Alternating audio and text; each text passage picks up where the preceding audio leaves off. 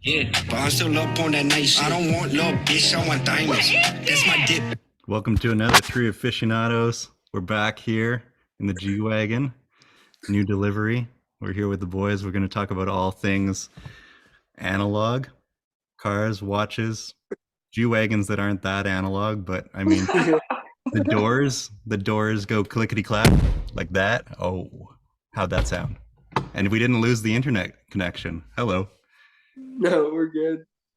We're going to talk a little bit about some news. The major news is the big watch drops, and I think we'll have a few reveals of some upcoming and incoming and up and coming cars and watches. So stay tuned for the thing that you're actually already watching. So, boys, with that, let's pop it off. 3, 2. Daniel looks confused. 1. Oh, I just got it all over the dash. I got it all over my laptop. That's another phrase that you can copyright for the Three Aficionados. I just got it all over the dash. Oh, we're losing the internet. Oh, for fuck's sakes. Daniel, stop pouring the beer all over the dash. I got to open up the door. Don't blame me for your shoddy bag.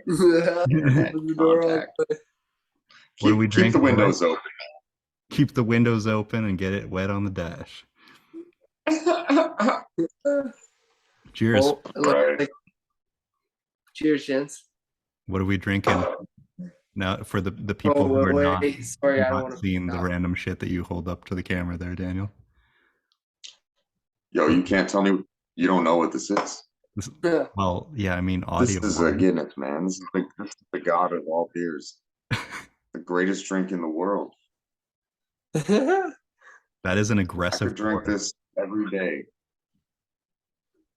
Thank you. said the cirrhosis. No, Peter, what are you drinking? Some raspberry? not tonight. I'm drinking another Big Rock, but it is a actually I guess it's raspberries wild rose. So this is Big Rock, but it's Scottish heavy ale. It's pretty good. I've had it before. It's not a new one for me, but it is good either way. I like Big Rock. It's local brew here in Alberta, and yeah, it's good overall. They got a lot of good beers. Very nice, boys. What are you cracking? I'm cracking the Partake, the non-alcoholic, less than Partake. 0.3% alcohol volume, pale ale. It's actually pretty damn good, I'd say. All right. There you go. There you go. This I you gotta could ask- actually I gotta potentially ask you get a away personal with question. drinking one What a is day. up with that? I've noticed even on the alcohol-free beverages for a while. It's not February. It's not January. Sorry, it's not January.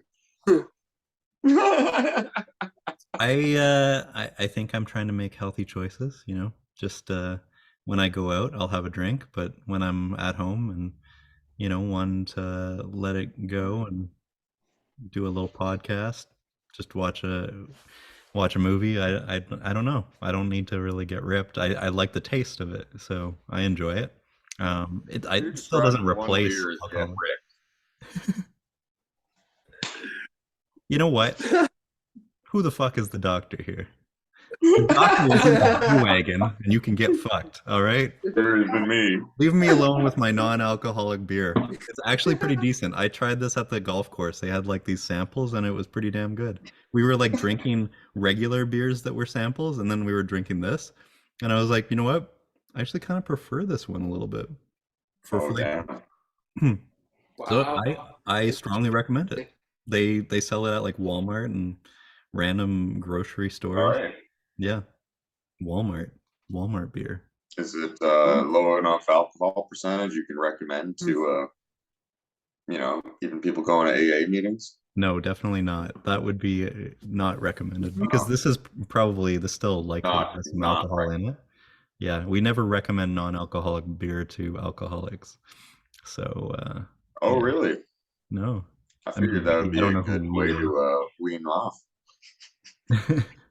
It's not like a nicotine patch. You gotta find a way to fully remove it. If you're really What do I know? alcoholic. If you're trying to cut back, then I think it's reasonable. So yeah. But if you have a Okay. real problem, That's great. please consult someone other than this fucking podcast, okay? Let's get to the real Don't ask the guy with car in his name. Ask the doctor. Dear Siglieri. Well, look, I am.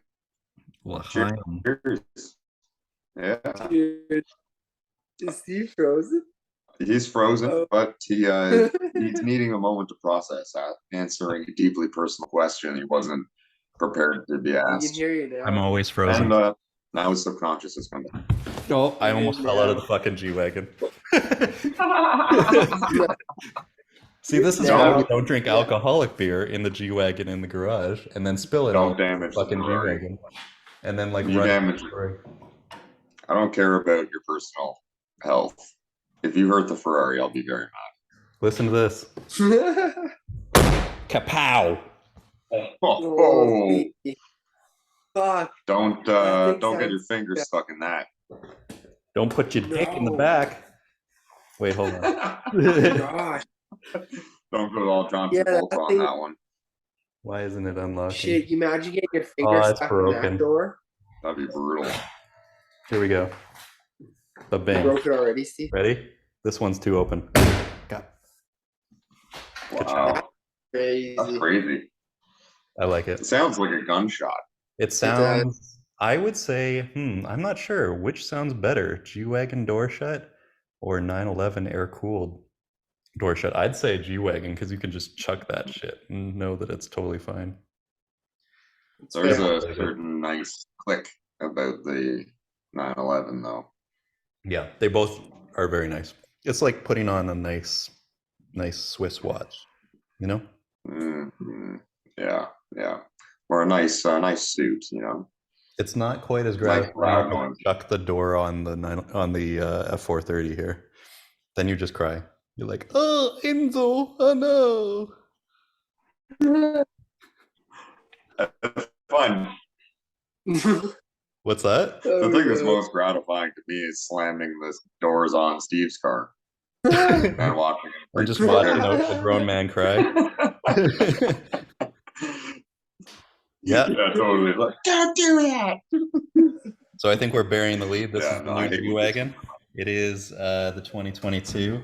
It is the stealth package where everything is fucking black, including the cattle bar and the grill. The Panamera grill is black. The emblem is black.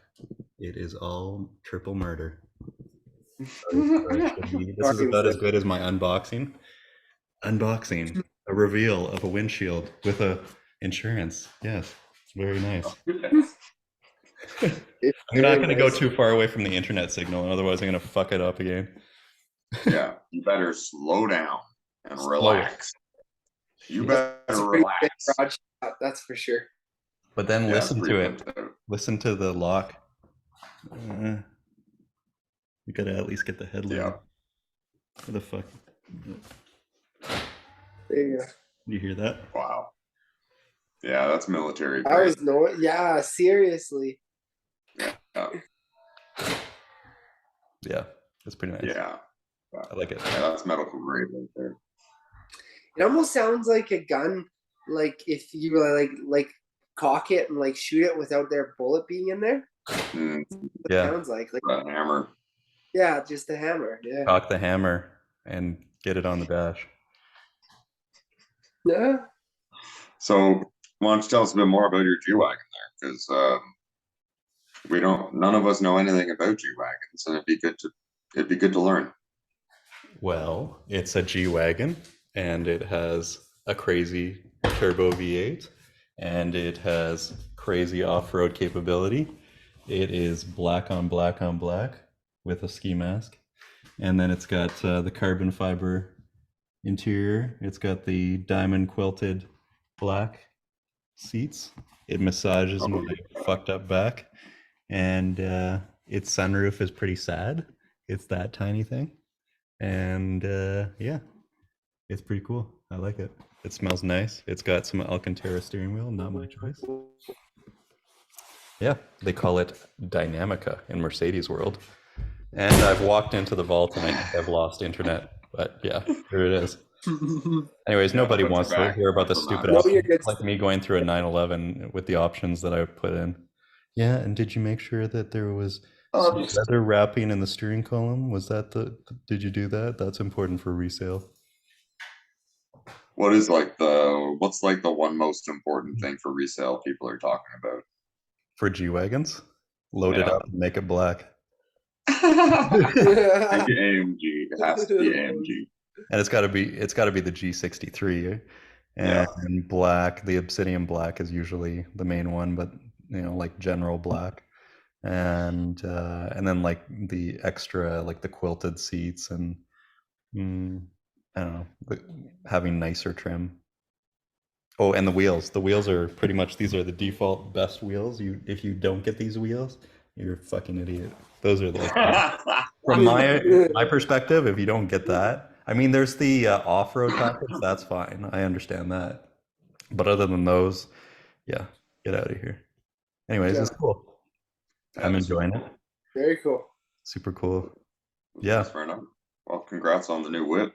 Thanks, man. Congratulations. Yeah, I hope you and the family enjoy that.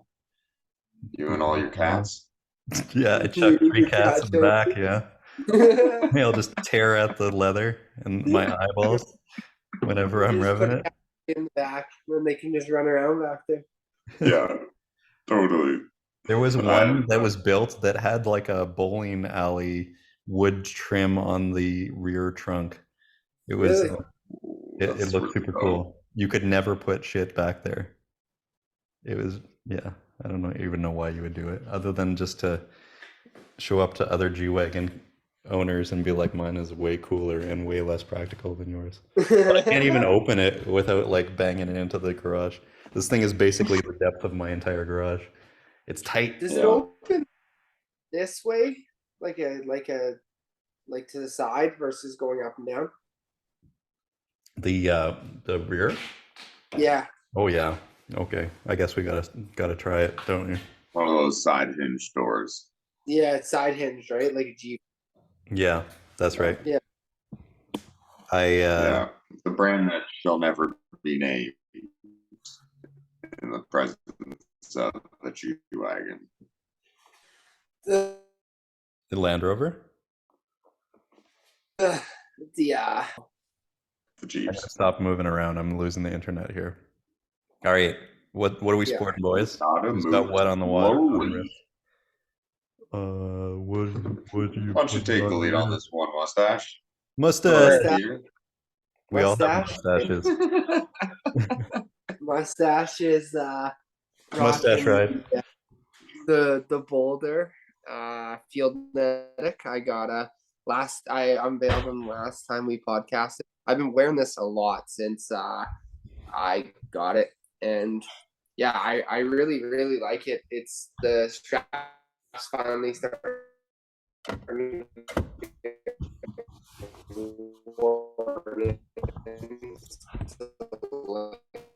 Oh no, we lost Peter and his strap. The G-Wagon's fucking it up. Peter. Solid anymore, and it feels like it acts smaller. I thought it size wise, and it's like nice enough. Gonna have to pause this. Nobody wants to hear about your fucking watch, Peter. The internet said. The internet decided. Fuck your watch. Motherfucker. Everyone wants to learn about your terrible internet reception. That's right. Peter, go again. You're wearing the Field Medic. Is it Hey, sorry? don't be like that. You be nicer to Yeah. Tell us about your sweet wrist and your sweet. It was wrist yeah. word. I was just saying that it's the white dialed Field Medic, and that's basically all I was saying. I was basically done talking about it. So what's that? I really was. I already kind of went on my little rant about how much I liked it recently. So you guys want to? But none of it was recorded. Give us a what? No. Steven. I know. What? With a Steven with a V. Okay, well. Peter, give us the rundown. Nobody heard about it. other than to Daniel, restart. which is basically nobody. It was Oh. the I'm gonna leave for a minute. All right, I'll be right back. So I I bailed it on the last podcast. It's the White Dial Boulder Field Medic, and yeah, it's wearing well. The rubber straps finally starting to get worn in, which is nice. And yeah, size wise, I mean, I feel like I originally thought it was gonna be kind of small, but it fits well on my wrist. And yeah, I like it. I honestly, I haven't used the chrono too much overall, but I do find it is really easy to read the dial, and I have used it in the dark, and it works really well. But I've just been wearing it everywhere. Like I've been wearing it to the gym. I've worn it, like I've gotten it already. Like I put it in the water at least once already. Like not like swimming, but I mean I like just to clean it off a couple times. Like if I wear it to work or I wear it working out, most of the time I'll just take it and rinse it off in the shower kind of thing. Just because it's rubber straps, so I find it's just easiest. Or I'll just wipe it with like a Lysol or something like that if I'm like at work. But yeah, I like it. It looks cool. For anyone who's not watching the podcast and they're listening to it, it's almost kind of like a panda style dial kind of thing. If you want to look it up, it's like the White Dial Boulder Field Medic, but it's just kind of like a purpose-built watch per se for people who, if they wanted something like that. I mean, you could just wear it anywhere. Like you don't need to wear it for specifically that. I think it's just kind of a cool looking piece either way. But yeah, if you're not a field medic, you cannot wear this watch. I'm just declaring, if you're not Peter and you don't have a mustache and you don't save lives, then it's got to have a muzzy. Exactly. What are you doing in here? Yeah. So how many bodily fluid exposures, how many needles, and how many lives have gone through that watch now? How paramedic proof is it, is the question. There's been some bodily fluids on it so far, but nothing too crazy.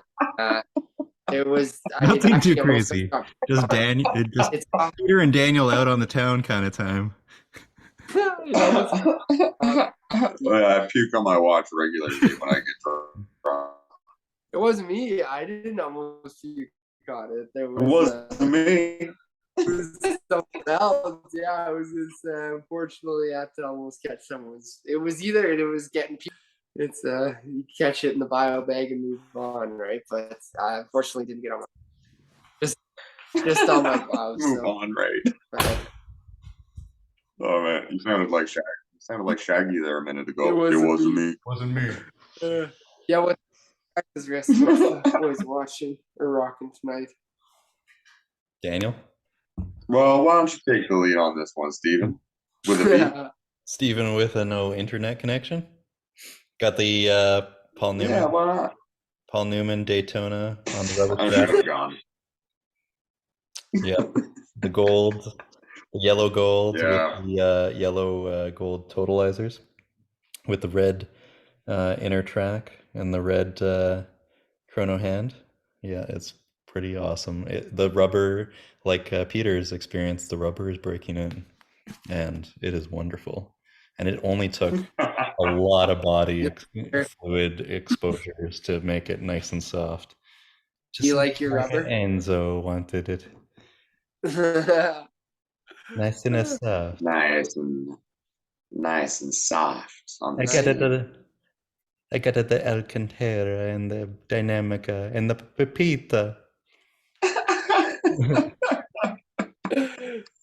Yeah, I'm nervous to almost even say this out loud, but that might be my favorite watch in your collection now.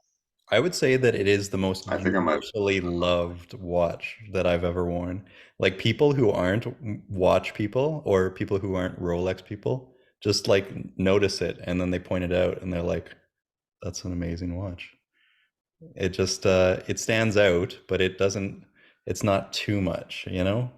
It's not like beautiful. A full gold, and it's not on a leather strap. So it has this kind of, it's dipping its toes in a lot of different waters, and it's all body fluids, and it's all from Peter. It's Daniel, badass. What kind of watches are you wearing right now that light up under a black light? None. None? That's right. No, none Da- actually. Daniel I is am just currently shooting wearing. dust.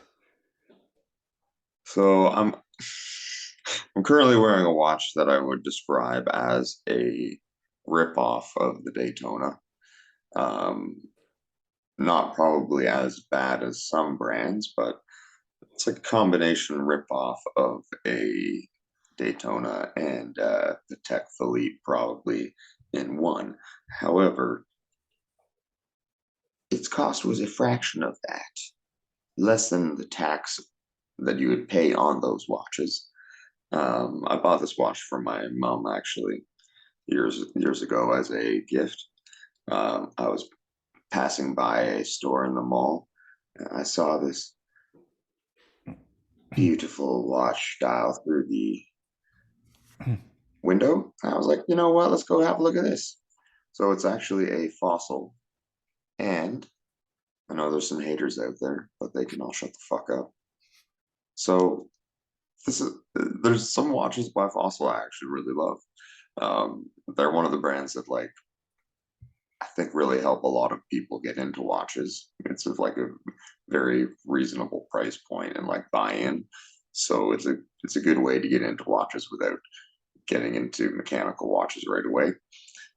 And for someone like my mom at the time, she doesn't wear a watch almost every single day. So getting a mechanical watch for someone like her didn't seem to make any sense. So I grabbed this watch, and the reason why I'm wearing it is because I Or a thief. went to get the battery for her, and then I decided it matched my outfit very well.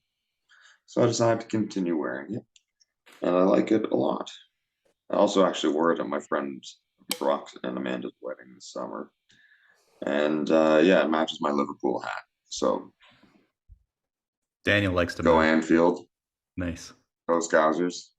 We had a good win the other day. Mo Salah, Mohamed Salah did us proud. So going for the blue and red with a nice matching watch. And I love it. So it's quite nice. You know, it's got Roman numeral, I mean, like, yeah, Roman Roman numeral. numeral markers on it. No. It has an applied dial, just like my other watches. It's got that like not brioche bun style. What's the word Brioche for that? bun? The way that they use Breguet? the Breguet style dial. It's got that nice engraving all the way through it. It's got a cool Brioche.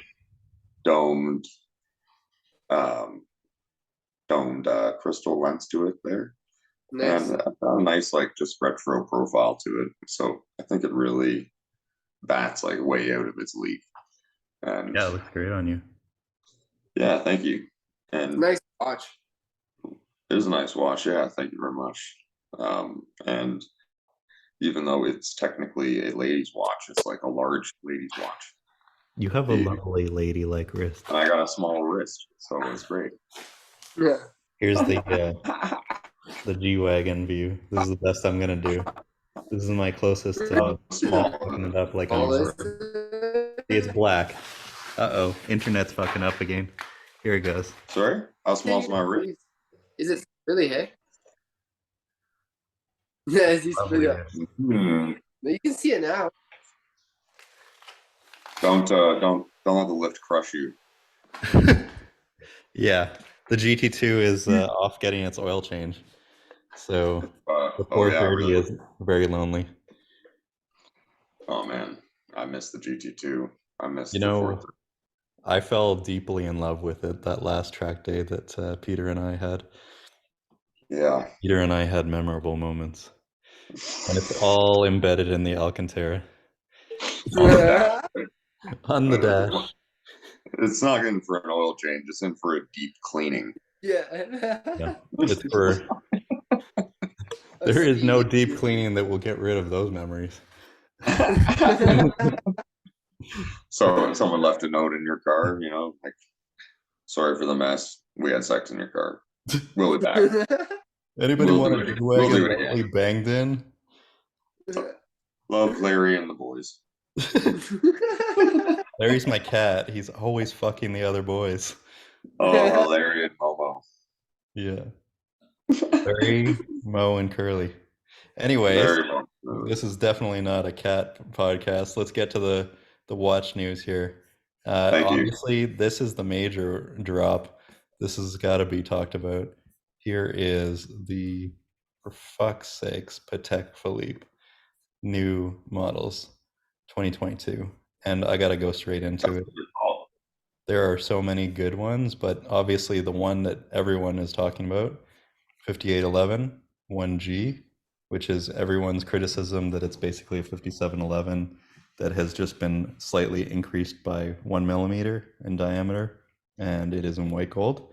So they're taking back all of that markup that was on a 5711 steel. Here it is in white gold. I think it is stunning. Stunning. And, when you see the white gold in some of the videos, you kind of get to understand. It's super cool until you see this shit. Like, why would you have cufflinks that match it? That's just a little too much, in my opinion. But I think the one that really stood out of the two was the 5990 in steel 1A. So this is the travel time. I think I would take any travel time, whether it's the Aquanaut or the Nautilus. I think this now, to me, captures my heart over the Aquanaut travel time. But I mean, it is pretty much almost the same price as the 5811 white gold. But I think, that movement and that symmetry and the complexity of it, I think is kind of cool. Which any of these appeal to you guys? Or you not firm believers in the Nautilus hype? I've always really liked the travel time. I've been more of a the Aquanaut personally kind of thing. I just kind of like the look of it a little bit better, but I think it's cool. Like either way, I think honestly, if I were to go between the two, I probably would pick the travel time. I just think, like you said, the complication's a little bit cooler, and it's kind of something that is a little bit more unique in that sense. I think the white gold's neat, but I think this is kind of just something that it's really unique in its own sense. And I mean, it's just a piece. The movement itself is a piece of art, right? So, but what about yourself, Mr. Daniel? I'm with you 100%. And, you can either spend your money on metal and upgrade to have, jewelry, get a nicer gold bracelet and case and all that, or you can spend your money on the movement. And either way, you're getting the same finishing from a brilliant watch company. So my preference would be the travel time as well. And really, I honestly am not huge on this line. There's other watches by Patek Philippe that I lust after more. But out of the available options, yeah, I'm with you. I go for travel time. You're a simple man who just goes for the grand complications. I mean, I'd happily take a grand complication, but that's in another category, I believe. That's when it's both arms that you have to sell. Jesus, look at the back of that. Yeah. Movement of the 5204G split second chronograph. Fuck me. I don't know about the green, but it is nuts. Any of the grand. Look at that thing in the middle. But yeah, the Aquanaut rainbow is also another standout that is just like, what the fuck? And it's also like on a beige rubber strap. This is like, I would never, ever, ever take this 7938 or 7968 Aquanaut rainbow over a Daytona rainbow. I mean, the case backs. That's one of the ugliest watches I've ever seen at any price point. The dial is white. The strap is cream. I don't know what the fuck is going on here. I mean, it almost makes this rose gold Nautilus with these special gem set ladies automatic version. I don't remember. It's like a rose gilt, but what is the cognac colored? I think Lesser light hour markers. I think Daniel, like you're honestly not far off there. Like it looks like something you would get out of like a vending machine or something like that. Like it doesn't look like it's a like I don't know about that. Yeah, it looks dumb. Yeah, it looks dumb. That's Yeah, it looks my dumb. critical opinion. Fucking That's dumb. my. I mean, I don't have to speak eloquently all of the time. All the So time. that's all needs said. 100%. Yeah, that's dumb. It's dumb. Take that, Terry Stern. That is not for me. Please give me a Nautilus, Terry Stern. You Not scroll that down Terry a little Stern bit is there on your screen there. That is a watch. Bam. That's beautiful. This is the one that we were talking about, the Platinum Grand Complications with the 1/10 This color. Oh, I remember. mono pusher chronograph. It's a nut. It's a Yeah, nut. I don't want that. But there's a lot that. But these are the new ones. The major one that really dropped for me is the 5990 1A. So I immediately, the moment that came, I forwarded that on to Brinkhouse, and I was like, "Hey, don't forget about me." And it was like red, and that was all. It just said red. I didn't even fucking get a response, and then it was like, "Yes, thank you," and I was like, "I understand. I understand." I understand. Eventually, at some point, something's got to come at some point, but whatever, that's fine. I can live my life without a Nautilus. I think I'll be okay. I think But so. here's something that I will fill the time with. This is the Hodinkee limited edition Hamilton khaki, and we were kicking this around, and I was like, should I not? So they released the khaki Pilot Pioneer, but I think the one that really stood out was the khaki Field for me. And here it is. It came in at 600 US, and it has this nice creamy loom, and it has an orange second hand. Sounds like my neighbor is killing someone, and it has like this nice matte dial, and it has the railroad track. It has all of these nice little elements that are a nod to the past of military watches.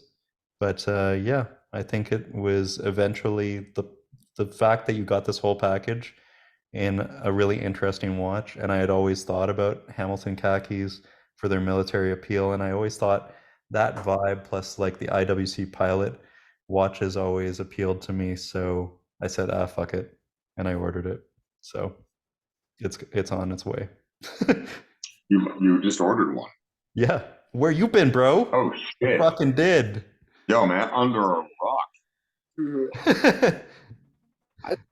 Nice, man. I think you were just. I think you really went well. Like I've heard like a few people say before. Like I've listened to like a couple different podcasts, and like I've heard multiple people say like Hamilton's one of like your best bangs for your buck kind of thing. And like it's like I think it's cool for like $600. I know it's US, but like still that's pretty incredible. Like for like a like I think it's pretty badass. I heard Steve bought his G Wagon for the same reason also, because it's the best bang for your buck. Definitely the best. Oh yeah, same logic. Yeah. That's a cool to watch, bro. Was I'm it a excited to mistake? see it and experience the unboxing with you guys. Yeah, the unboxing is You're gonna be like, freezing. hey, this is me in a box, and can you see the box? And can This guy oh shit, I just dropped my is watch. as bad of a doctor as he has. This is at IT. I'm worried for all of you. This is why my virtual consults are over the phone. I think it looks really good, and the strap is really interesting with the khaki. Yeah, it overall like works. The question is whether it's my aesthetic. I think that was my issue with a few of the prior Hodinkee collaborations I went with in the past. But I mean, those were big commitments, right? Whereas this is, it's $600. I think it's reasonable entry point to a watch that already was somewhere around that price range. This wasn't a huge jump up, so yeah. Cool. Here's what confuses me though, is that it says that it's Super Luminova Old Radium. So like Oh. I don't know, they took Superluminova and then made it tropically looking, but it's definitely not tritium or anything like that. The other thing is that you get the case back. It shows that it's out of 1,000. It didn't sell out that quickly. It sold out maybe like after an hour or two. But it overall just kind of ticked a lot of boxes. It was 38 millimeters. It was kind of a cool thing that I could see myself going on vacation and not having to worry about it and being like in a random sketchy area and not having to worry that somebody is going to saw my wrist off. But the one that kind of I was like, well, this doesn't make sense to me. Although if prices were the same, I would go for it. Is the Khaki Pilot Pioneer. This one is still not sold out. I think it might have something to do with the price. It's $21.45, and I think that the collector set is also still not sold out. So yeah, but I chose wisely. I went for the 600. I love that case. I wish I had that case. This case actually reminds me in the collector's set of the case that fucking Peter got for his, like, how much do you spend on your fucking field medic? Like, that case is mind blowing. I think that's the coolest thing. Yeah, It's like a gun case. that case is badass, but I mean, I think for like shit one, it's well, that's cool. It actually does look pretty badass from the outside. It looks pretty much the same though. Yeah, I think you did better for your collector's set. I think that if the number that you get shows up to be something like 430, that means you have to keep it forever. As long as you keep that card. Yeah, That'd be I was kind badass. of fantasizing about what it would be. But actually, technically, they haven't sold all of them out because in the collector's set, they have the first 200 of the field khakis. So out of the 1,000, 800 have been sold, and then plus whatever collector sets that have been sold. So I guess you could technically still get one. So something beyond 200, because I didn't get the collector set, is what I got. Yeah. Well, your odds are a little bit better then. Yeah. So it's been so long since we did the last podcast, I can't even remember whether this was a thing. I'm pretty sure we did talk about this, the R8 GT rear-wheel drive. I don't think we special edition. I can't even keep track of what is going on in my mind, but this was something that we had to talk about. Yeah, you're sniffing glue. We haven't talked about it yet. Well, I just talk about it to myself when we're not podcasting. I podcast within my mind. And within my mind, this is the R8 GT, and it is the final farewell. This is basically the STO or the GT3 RS, kind of analogous model for the R8. So this is the final swan song to the V10. So they've, axed the V10 and Lamborghini. The last one that will be made is the Storado. Got a deposit on that. And then the R8 GT, that will be the last. And honestly, this one makes me way more excited. It is absolutely beautiful. They're only making 333. I doubt that I'm going to get it, but I'm number 2 at the dealer with a deposit down. So I doubt that they're even going to get 2. I think it's probably questionable as to whether they get 1 if there's only 333 being made. But it's basically a lightweight, stripped out rear-wheel drive version of the R8, and it's dialed up by a little bit more horsepower out of the V10, and you get more carbon fiber bits. It's lighter, and it's pretty much everything that I love about more pure kind of race-oriented cars. So it's 44 pounds less than the typical R8 rear-wheel drive. And then you also get a bunch of aero. You actually get, I didn't even realize until I had looked closer and read multiple articles about it, it actually has the swan neck rear wing, but it's got to be like one of the most beautiful swan neck rear wings because it just looks like a regular rear wing to me. And then the V10 is pumping out 630, I think. 602. 602. It's 602. Yeah. Yeah, a bit less. Still jaw dropping. Yeah, it looks amazing. Yeah. I think it is the best looking kind of race oriented car out there, like compared to GT3 RS, compared to STO, compared to the Technica, anything. It looks gorgeous to me.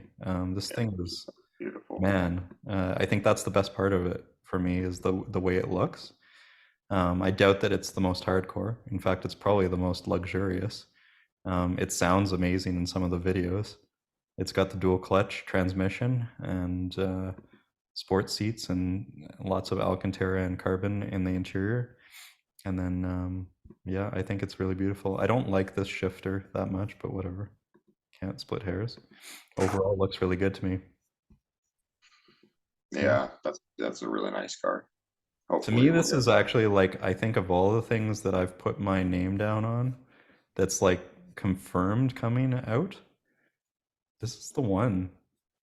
Surprisingly, I never thought I'd say that about an Audi R8, but it's like the last V10. It's rear-wheel drive. It's lightweight, higher horsepower, and it's beautiful. Yeah, I think it's Looks- not like a short-term owner. It would be like, man, I think I could hold on to that forever, because they're never going to make them like that again. gotta see how you drive it. Sorry, you gotta see how it drives and see how you like it. Yeah, Then for you sure. decide to keep forever thing, right? Mhm. But it's a beautiful car.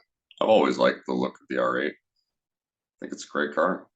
Yeah, So for me, it's an easy sell. Like this is an extremely appealing car.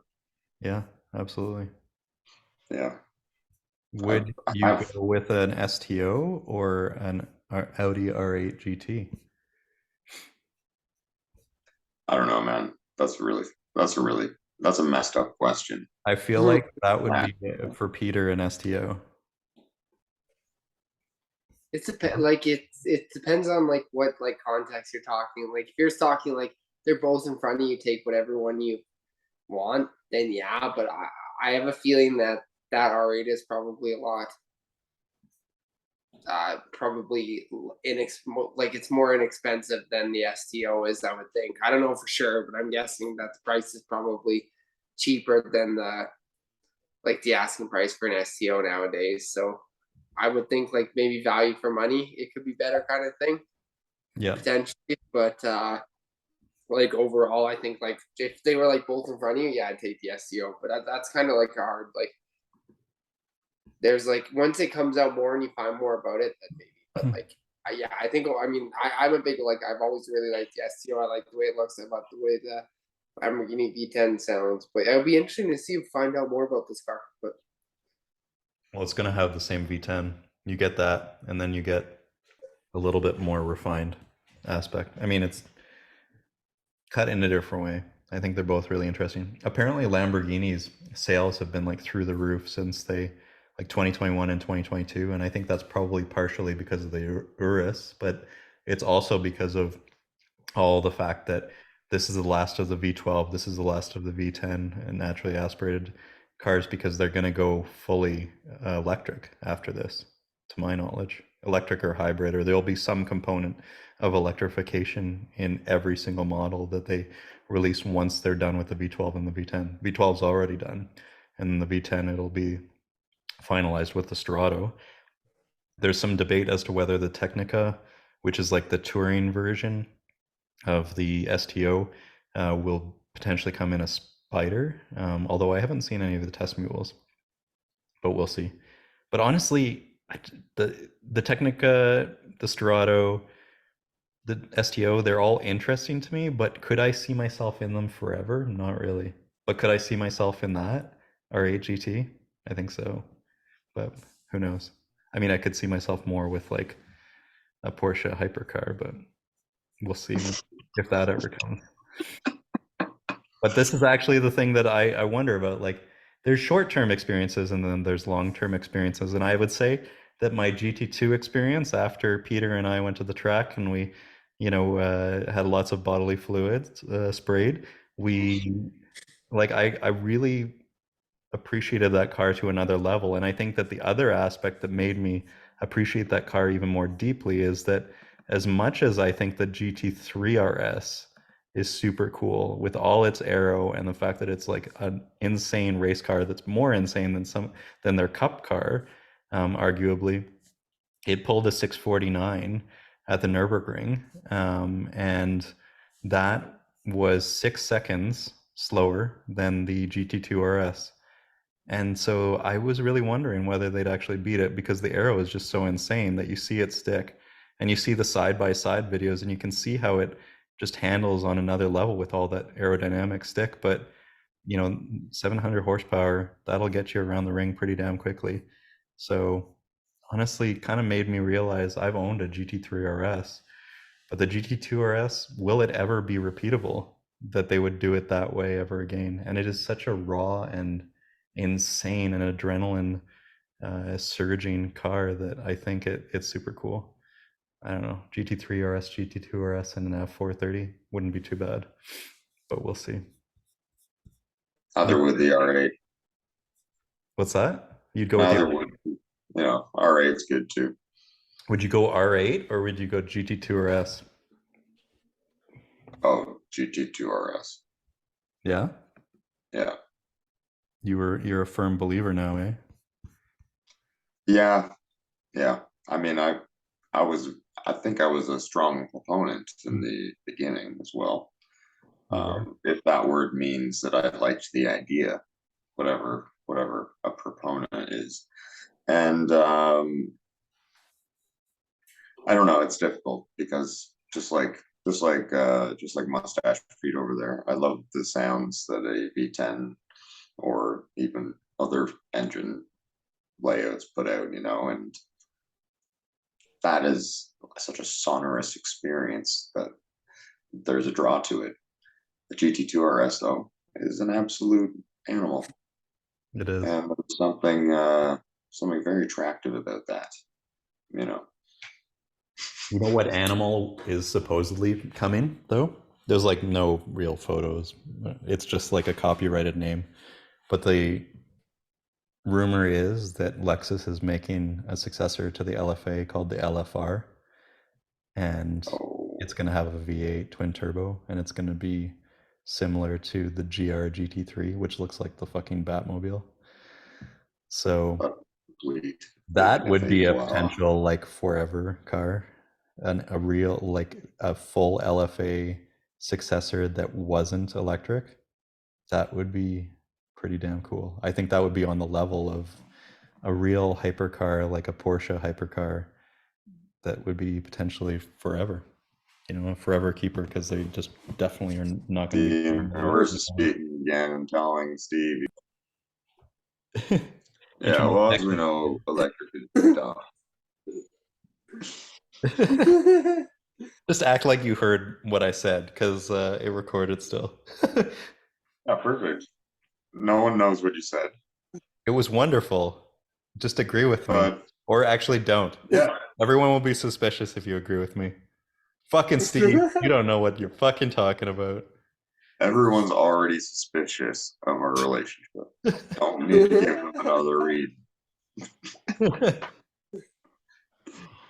Nobody's running DNA samples on your watch. No, thankfully. And if they try to, I'm not gonna let them. That's the short answer. They would clone a horrible, horrible monstrosity of a baby. I wouldn't want to put that onto any other living human. To have someone cloned from me, that's a horrible idea. Don't do it. He's in the back of the G right now. His name is Hector. Big I want to introduce you to him. Totally. My internet is too unstable. Well, I don't want you to ruin everything. So why don't we what's next on the agenda? We just said the GT3 RS that's come out is crap. And it's not worth anyone's time. GT2 RS is better. And that's basically a settled argument. GT3 RS to augment the GT2 RS. But honestly, you know what the real thing is? That like I can speculate till the cows can come home about new and upcoming models, but the thing that really has my attention is honestly looking at the European prices of 4.0 997 RSs their prices are not nearly as insane, and their cars actually get driven. And in Canada, the 15-year period until you can import from Europe is coming. It's coming, and it's not too far away. So that, the F430 and the 4.0 GT3 RS, you can just put me to death. That's pretty much it. I could die. Happy man. A 4.0 and a stick 430, and then just whatever. A fucking Yugo. I'm good. Well, one day in the hopefully far distant future, you'll have those cars, and you'll be on your deathbed, and I'll get to say, "Are you happy?" And I'll be like, take me to the car and take my breath away. I'm dying, you idiot. Yeah. What else do we have to Bury talk me about? in the frunk. Bury me in the front. We're gonna have a new coffin for you. It'll be shaped like a GT2. I think it's interesting times though, because like everything in the economy is slowing down, and the car market is slowing down, and people are starting to panic, and cars were bought on too many over leveraged wallets. And I think eventually there's going to be a lot of cars that come back to market that are going to come back to my atmosphere. I mean, I'm seeing it in the 458 market. A lot of them are just saturating, and their prices going down, down, down. It's not quite yet down to where it was before. The same thing with GT3 RSs. I mean, I don't really care about the GT2 RS. That's not going to go lower than what I got into it for. And this I could sell potentially not lower than what I bought it for, if I really needed a car to get into. But we'll see. I'm not flipping Mercedes, don't worry. But I have that fortunate perspective where I think I could potentially make a move to exploit other people, to be a horrible person. And so I think there's a lot of opportunities around the corner. Sorry, other people, but I want Let's my see what happens. I want my fucking cars back. All the cars that I want you to get that R8. Where's my 458? Where's my fucking GT3 RS that I gave up, that 997? I want that shit back. Give me it.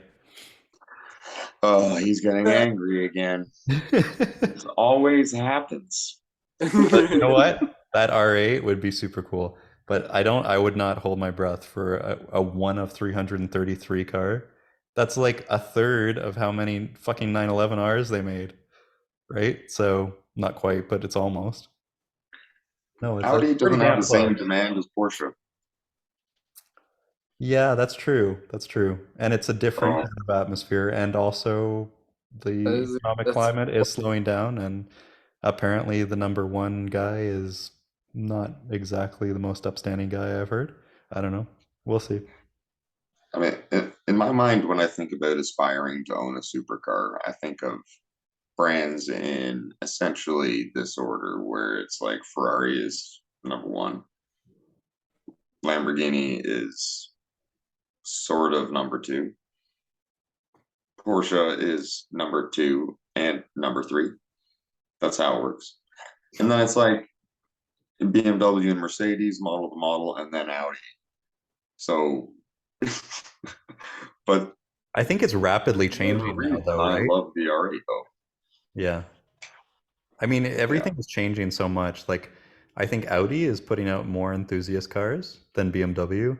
I think Ferrari has been really good in some ways, but in other ways, like they're going very electrified, right? And, the 296 is nice, but I want my hypercar, I want my special car. Where are those? I want those flagship cars that just get you so excited. And like the Daytona SP3 that went to like only the upper echelon. They need a successor to the V8 special car. They need a successor to their hypercar, like an F40. That'll make me a lot more excited about the brand. I think it's coming. I think that'll reestablish it as number one.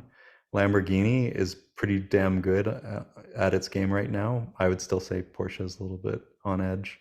ahead of it, even though it's like a little under the market, but it's kind of got a broad spread. But Forgot about McLaren as well. I have to say McLaren, or someone's listening like this fucking idiot. He's dumb. What a dumbass. Cool, but it's just they're 760 LT. Yeah, they're so cool, but so rapid cycling that they're almost oversaturating. They're cutting it so many ways. It's like a 911 that isn't a 911, if you know what I mean. You know, like I think that they need to focus on each model and not just make another one. It's like an iPhone is the way I experience McLaren. It's like, oh, that's cool. Oh, that's better. Oh, that's even better. You know, and then the last model is old news. The only one that kind of still sticks is like the 720S was like a huge game changer, right? I think it's still a crazy car for the price when you can get into it for like 300, low 300s. But is it always something that you're going to pine for, like an MP412C? That does not still hold the test of time, I don't think. So I agree with you completely. It's cool as a new car, and they're always pushing the pace. It's just that it just doesn't have that lasting effect as a halo for me. I don't know why. It's just like new tech. It's like a new Tesla, not quite to the same level. And I'd love to have a 720S. In fact, I have strongly considered it because it always seems to be at a very attractive price for what performance it gives you. But yeah, I don't know. I'd just like to make a request. Please in the front never with me? bring up Tesla again. Ever. Just never. Tesla is a valid automaker. It's an automaker that has changed the auto industry, I would say. Do I have any interest in owning one? No. There it is. We can't lose our one Tesla fanboy who might be listening. We might have like one. That's like one of what they say about them? They're replaceable.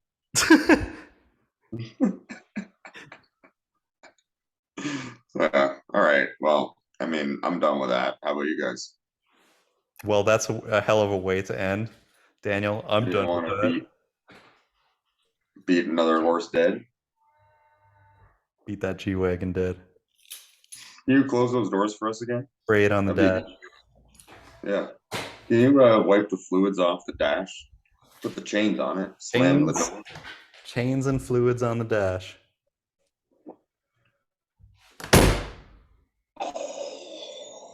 Peace out. Thanks, boys. Have a good one.